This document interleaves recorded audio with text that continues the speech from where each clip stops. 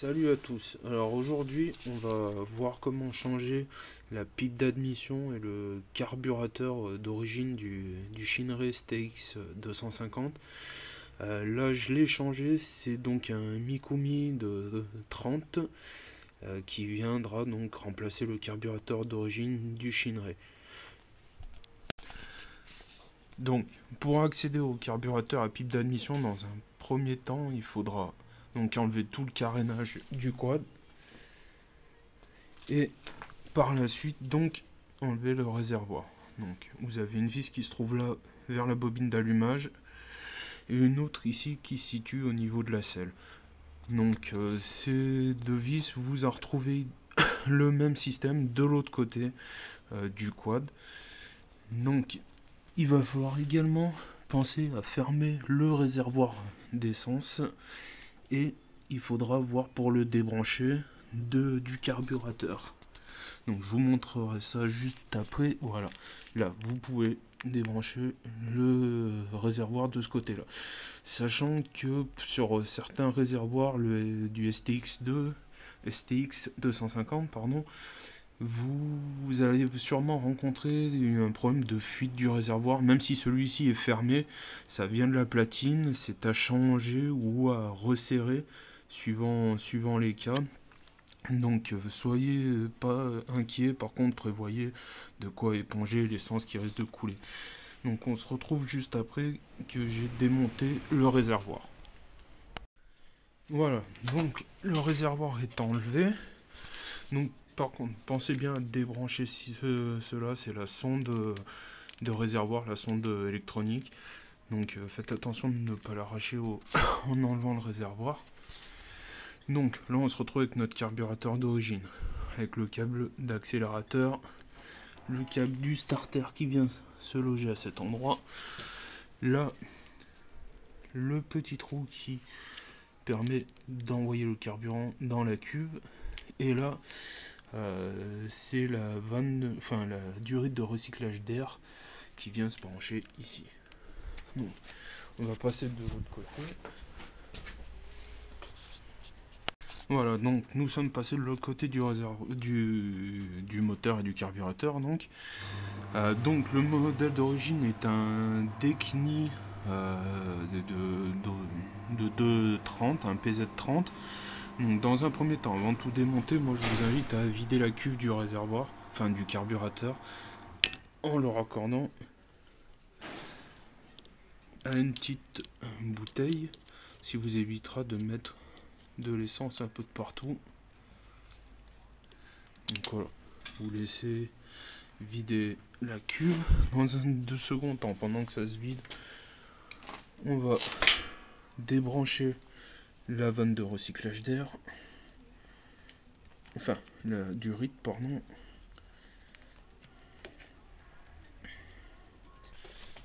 Alors du coup, pour en revenir à ce qu'on disait, donc là je n'ai pas eu d'autre choix que de couper complètement la durite. Elle était coincée sur la tige de la pipe d'admission. L'essence a été vidée de la cuve, donc on va passer de l'autre côté pour démonter le reste.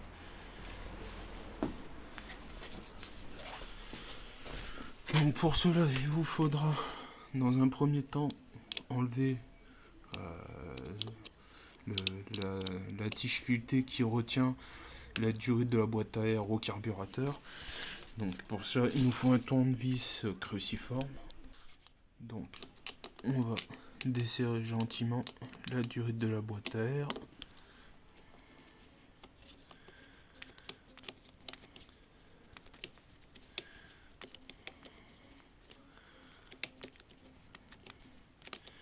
Voilà, et la sortir de son logement.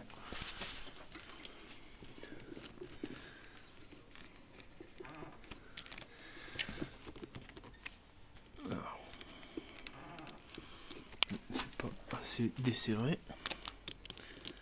Quoique si, le collier pourtant est bien ouvert. Voilà, donc après maintes efforts, on a sorti notre carburateur d'origine du STX. Maintenant il va falloir démonter la pipe d'admission parce que celle-ci, comme vous pouvez le constater, il y a un petit défaut. La tige fuitée s'est complètement arrachée de sa base. Donc voilà pourquoi je suis obligé de changer ma pipe d'admission. Donc le plus compliqué va être de réussir à passer des clés là et là. Alors, donc voilà, donc j'ai essayé de faire au mieux pour vous montrer. Donc la clé se trouve à cet endroit. Alors c'est une clé de 10 à œil. Je vous invite à en prendre une clé à œil et à clic dans le même temps, ce qui vous rendra sûrement la tâche la plus simple, sachant que celle-ci a la tête qui se met en angle, ce qui vous permettra du coup de mieux démonter ce genre de pièces. Donc là on enlève la première vis.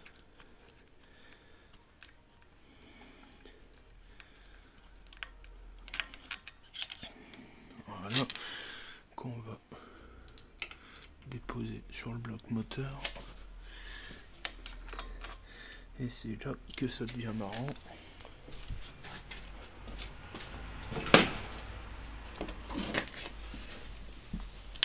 Donc là, hop.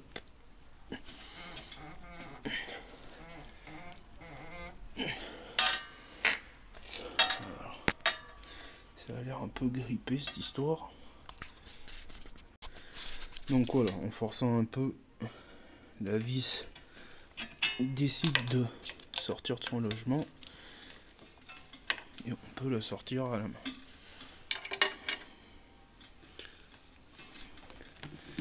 Condition d'avoir les doigts qui passent, bien évidemment.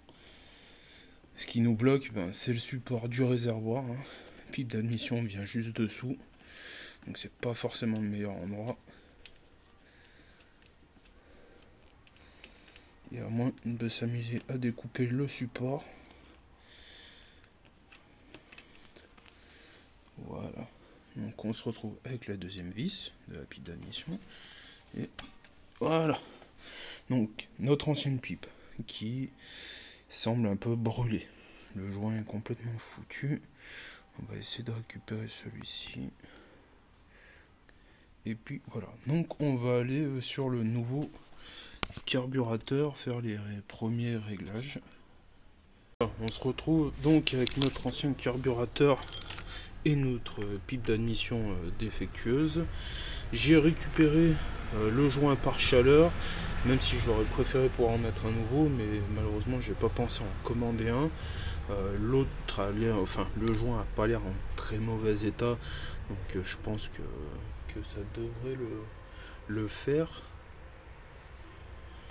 Donc on se retrouve avec notre nouveau carbu Mikuni et notre nouvelle pipe d'admission. Donc dans un premier temps, ce qu'il va falloir, c'est régler la richesse sur le carburateur. Donc sachant que ça se fait toujours le moteur à chaud, mais on part sur une base de 1 tour et demi. Sachant que là les fabricants ont eu la bonne idée de marquer les emplacements. Je sais pas si vous allez voir si ça va faire le focus correctement. Il y a des traces bleues à cet endroit là qui permettent de vérifier le point d'origine. Donc on va régler la richesse à 1 tour et demi. Donc voilà, là j'ai réglé la richesse à 1 tour et demi. Comme vous pouvez constater, si ça vous pouvez voir quelque chose, les traits ne sont plus tout à fait en face. Je l'ai pas fait en direct parce que malheureusement j'ai pas 4 mains, donc je peux pas tenir le caméscope et le carburateur. Donc dans un autre temps, ce qu'on va devoir faire à présent, il va falloir jouer sur la hauteur de l'aiguille, sachant que ça du coup on est obligé de le faire qu'un moteur est chaud, donc on passe pas mal de temps à faire ce type de réglage.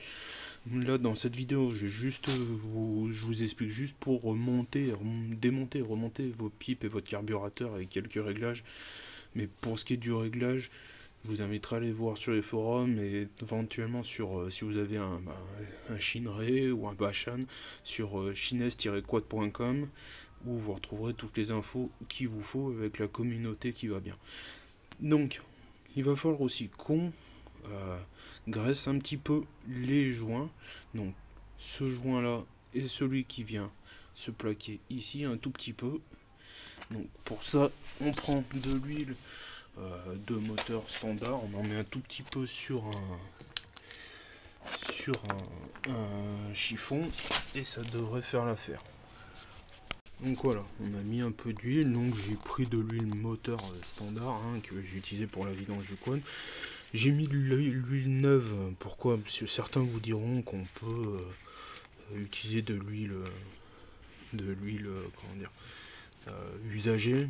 Moi je préfère pas à cause des impuretés simplement. Donc on va en mettre sur notre pipe. Donc voilà, on a dressé le joint carburateur, le joint de la pipe, pas besoin d'en mettre 3 tonnes, c'est vraiment pour faire étanchéité. Et donc on va pouvoir remonter tout cela maintenant. Voilà, donc la pipe d'admission a été remontée, donc bien resserrée, enfin serrée pas trop fort quand même. Il faut qu'elle tienne mais pas que ça soit complètement bloqué. Le mieux, comme m'ont dit les gars de Chine Squad, serait d'avoir une clé Dinano, mais bon, c'est pas mon cas, donc malheureusement je suis obligé de faire au mieux. Donc là maintenant on va pouvoir remonter le carburateur. On a remis, enfin j'ai remis, je veux dire, du rythme d'air libre, sachant que du coup, comme je vous ai dit, j'en ai coupé un bout tout à l'heure, mais malgré ça vous voyez largement de longueur pour refaire un raccord. Donc maintenant on va remonter le carburateur et remettre le câble d'accélérateur. Donc on se dit à tout à l'heure. Et voilà, donc le carburateur et la pipe d'admission sont remontés. Alors je n'ai pas pu filmer pendant que je le faisais, simplement parce que je peux pas tenir la caméra et travailler en même temps. Donc de toute façon dans la base c'est la même chose que pour démonter mais à l'envers. Donc serrez bien mais pas trop entre la pipe d'admission et le carburateur. J'ai déjà eu le cas où mon boisseau s'était déformé sur les carbus d'origine, c'est pour ça que j'ai mis un Mikumi en espérant que ça se reproduise pas. Mais 2 fois le boisseau se déforme dans le corps du carburateur, ce qui est relativement étrange, mais bon. Et du coup, ça a bloqué le boisseau, je pouvais plus décélérer ou je pouvais plus accélérer, puis j'étais en panne en fait. Donc, du coup, j'ai préféré mettre cette fois, changer le tout une fois de plus, mais pour quelque chose de plus performant, enfin de plus reconnu comme marque, sachant pour le starter. Du coup, en fait, il y a un souci, si on peut appeler ça comme ça, c'est que vous ne pourrez pas réadapter la poignée de câble de starter sur le Mikuni, enfin en tout cas sur le PZ30. J'ai essayé de démonter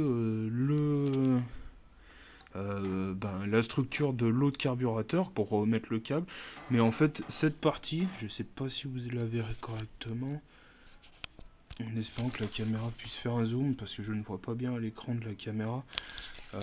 Cette partie en fait, le noir, enfin la partie de plastique noir n'est pas assez longue sur le carburateur d'origine pour venir atteindre le clapet du carburateur, ce qui fait que on ne peut pas remettre deux câbles. Et le problème c'est que si on met le câble, il ne travaille pas parce que en fait c'est un système de cran, comme je vais essayer de vous montrer. Donc du coup vous serez parti comme moi régler votre carburateur, enfin votre starter en manuel, donc en espérant qu'il démarre correctement et que ça ne soit pas, enfin que le moteur soit pas trop chaud quand on passe la main dessous pour le couper, mais bon, enfin bon. C'est un choix du fabricant qui a sûrement ses raisons. Donc apparemment par contre le carbu est livré avec la cuve ouverte, donc bien penser à la refermer avant de remettre le réservoir. Et puis voilà, donc j'espère que cette vidéo aura pu vous aider. Je vais remonter l'ensemble, remonter le réservoir, rebrancher tout et puis essayer de démarrer. Et si à la fin de cette vidéo vous voyez le code en train d'avoir le moteur qui chante, c'est que tout s'est bien passé. Et puis si c'est pas le cas, c'est qu'il y a eu un pépin quelque part, parce que il est possible que j'ai cramé la bobine d'allumage la dernière fois.